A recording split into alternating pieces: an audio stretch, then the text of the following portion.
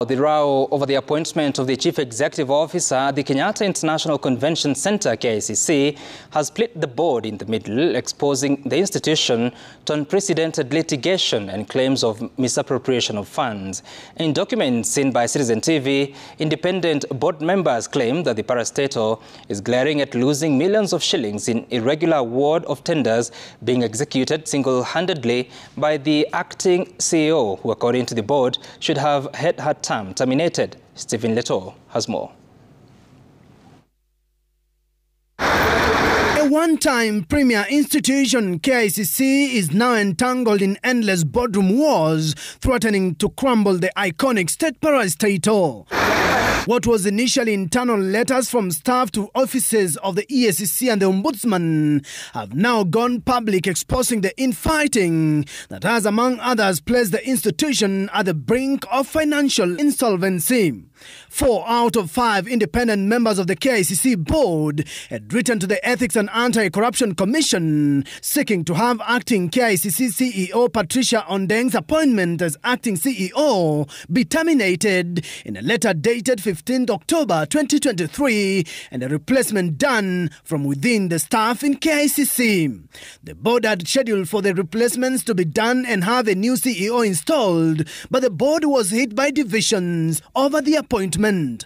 While the independent board members claim to have commenced the recruitment exercise to pick a suitable CEO's replacement by conducting oral interviews and have psychometric tests carried out by the Kenya School of Government, another faction led by the board chair Adelina Mwau seem to have a parallel recruitment plan.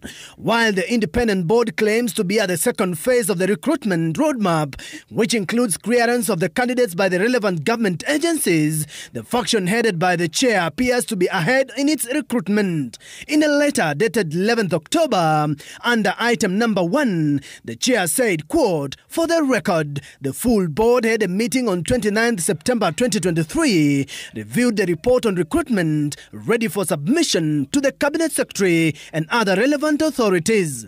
But the independent board members poured cold water on the report, saying, quote, "The board only reviewed the report on aptitude tests and did not receive the reports from other government agencies such as NIS, DCI, KRA, HELB and the EACC to assess the integrity of various candidates."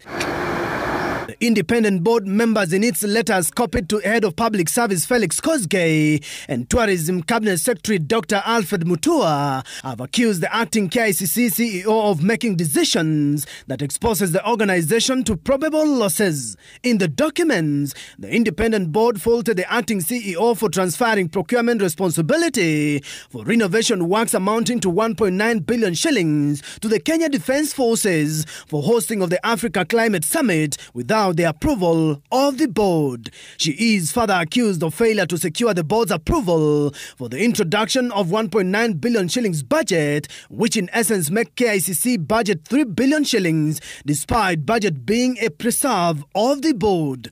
The acting CEO at the center of the row is further accused of transferring 400 million shillings to the Ministry of Defence without the approval of the board and without the approved budget, exposing KICC to financial risks.